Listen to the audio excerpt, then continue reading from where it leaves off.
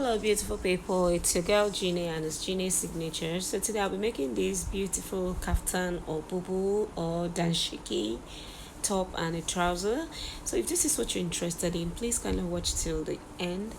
And please, the emphasis is going to be on the top. As you can see, you saw it on the thumbnail.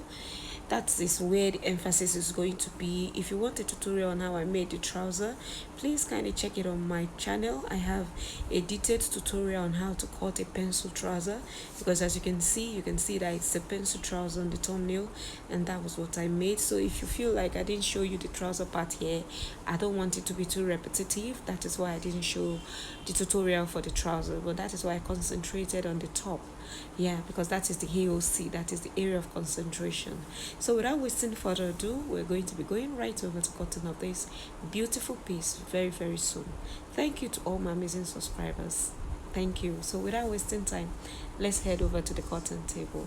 Yeah, so I have my fabric laid on the table. As you can see, I'm going to be cutting both the front and the back simultaneously at the same time. Yeah, so the first thing I'm doing right now is just to get the length of the top.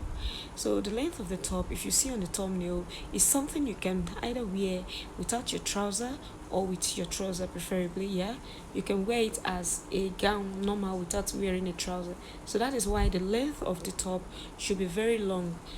Should get to where you would want your gown length to get to. Yeah, and what I have on fold for this is 20 inches. So depending on where you would want your sleeve to get to, you can take that from your client. So now I'll just be getting my neck width, which I made use of 3.5 inches for the neck width, and then I'll be coming up to this other part to do my shoulder slope or shoulder slant, and then I'll be slanting that as you see me do. Now, alternatively, if you want to know how to get your shoulder measurement, just divide your shoulder measurement by 2, and then you get the sleeve length of your client. When you add that together, you'll be able to know the extension you can add to get your sleeve. So now, in order to get my sleeve opening, I'll be making use of 14 inches because my client has a Christian mother hand. Yeah, that is what we call it in this part of the country, like a big bicep. So I would want that place to be free. That's why I made use of 14 inches, because this is not a tight fitted style. And so for the back neck depth, I'll be making use of 1 inch, and then I'll be carving that out as you can see. And then for the front depth, I'll be making use of 3.5 inches as well. So what I have there is 3.5 inches for width and 1 inch for the back, and then 3.5 inches and then 3.5 inches for the front width and the depth. I believe you understand what I did. So I just carved out my neckline for the front and the back respectively. So coming back to where I made my sleeve opening, I'll be marking 2.5 inches inwards like so, and then that 2.5 inches, I'm going to be marking it all the way to the length of the gown. So now this 2.5 inches is not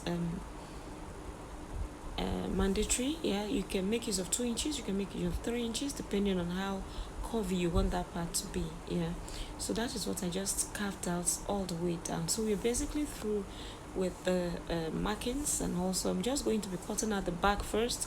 Please take note, cut out the back neckline first, and then you cut out the shoulder slopes, and then of course you go to the sides and then carve out the sides as well.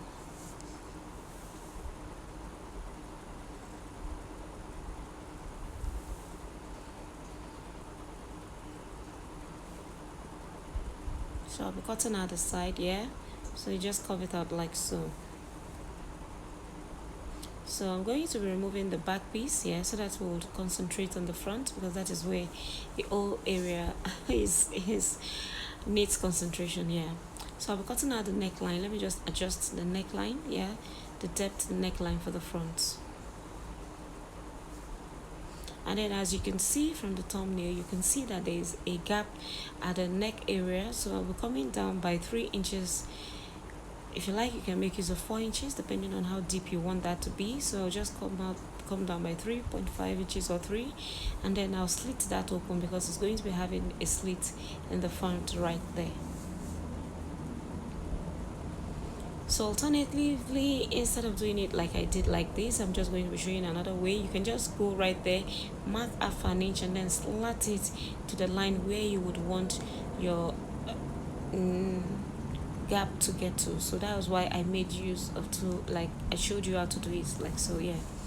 So now we have our front ready as well. So the next thing I'm going to be doing is just to open this up so that you'll see how it looks.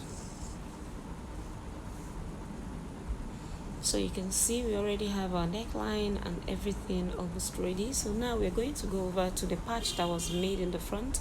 So I'll be introducing another fabric to adorn that part, and I'll be making use of a doll face material, which I later added a gum stay to it to make it a little bit of to have a little bit of strength. Yeah.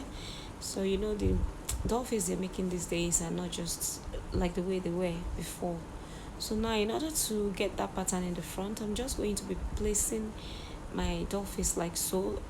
Please take note that the shiny part of the doll face, that is the right side of the doll face, is what is facing, that I placed under like so, and then the right side of fabric is facing up as well. So I believe you understand what I did. Yeah. So if you don't understand, just rewind this part again and then watch very well. We have different ways by which we can achieve this, but I've always used this method and it has always worked out pretty well. So I'll just trace out the neckline with my chalk. Just trace it out. If you feel like this thing is too somehow, just use your pins to hold down the neckline and then you trace it out like so. But I'm quite used to this method, so that's why I didn't bother using a pin to hold anything down. Yeah. So just trace it out. Just take your time and then trace it out like so.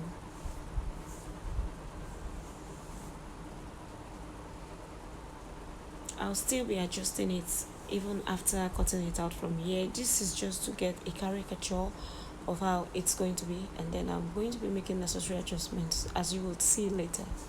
So I'm through with drawing out that, so I'll just remove that and then set it aside and then concentrate on this piece that we have here.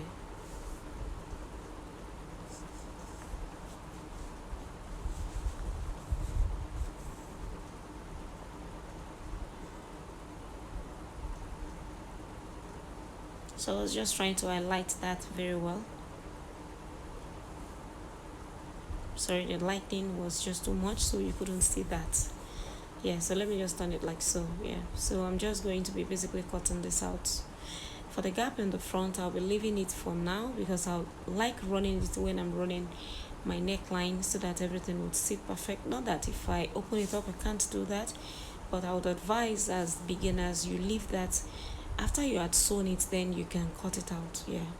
So I'm just going to be folding it into two now just to get the exact thing that I want, so that if there's any necessary adjustments to be made, you can make. So you can see the shoulder area, like it had excess, so I had to trim that off. Yeah. And then so for the side, so from the shoulder area, I'm going to be marking 3 inches right there because this is just too wide for me. Even on the thumbnail you can see the model sewn was even a little bit tinier, but I wanted this to be a little bit wider. So this I'll be marking 7 inches from the middle part all the way to the length. So 3 on the shoulder, then 7 inches all the way down. So I'll just be connecting that and then I'll be cutting out excess. So if you've watched up to this level, please don't forget to subscribe, don't forget to like, and don't forget to share. Thank you. So I'll be cutting out this excess.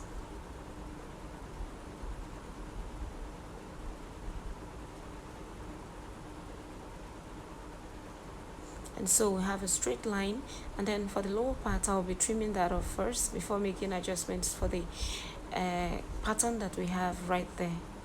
So you can see what we have now is sitting pretty and it's well aligned. So you can see that was the middle part, but okay. So now in order to get that arc like thing that we have under the pattern, I'll just come here and then get the middle point of this, which should be fold was 17, so the half should be definitely 7. Yeah. So just be getting that and then marking it like so, just to get the midpoint. But alternatively you can try other methods and it will work out for, but I just felt like showing this to beginners that would not, so that they will understand what I'm doing very well.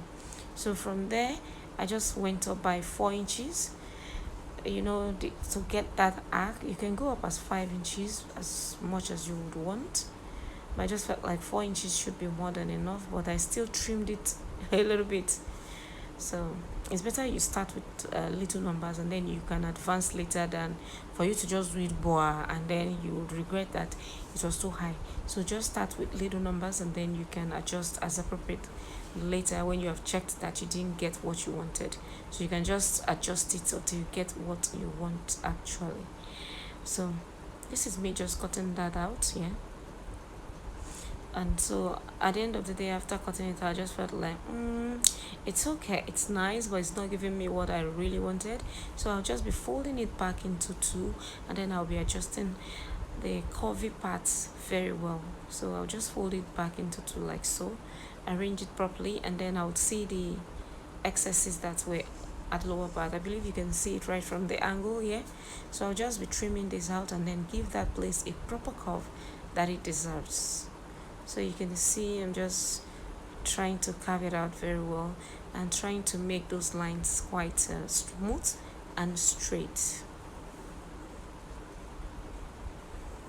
So you can see, like I told you, I adjusted it later, and this is what I love. I love the way it came out. So you can see the difference between the first and now, the way it looks now. It looks well aligned properly now. So this is where I'll just be showing you. I'm going to be placing it on my fabric when I'm sewing it. So this is the right side of the fabric facing the camera, as you can see, and this is the doll face. I'll be going off camera to iron a gum stay on this to give it a volume, to give it stability, yeah. So if you want to sew it, you take the front side of the doll face, you place it at the back like so. Just look at what I'm doing. Look at it, look at it. Don't be distracted. Yeah, place it like so. Sorry, my hand was covering the camera. So you place it like this, and then you run it the way I'm going to be showing you how my hand is moving. You sew it like this, then you come down to that V part, you come up here, and then you go to the other side of the neckline, and then you flip it over to the front before you sew it down.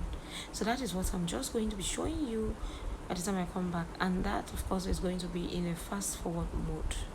So yes, as you can see, I've already done it right here. I've done everything, so you can see it's all looking very beautiful. So I cut out my strands that I'll be making use of for the front. As you can see, you need to sew it under like so. So I've gone ahead to sew that, and then for these strands I made use of 5 inches intervals at first, but I later made 2.5 inches intervals because I felt like the 5 inches was too the distance was too much, yeah. So I decided to make it 2.5 inches later on.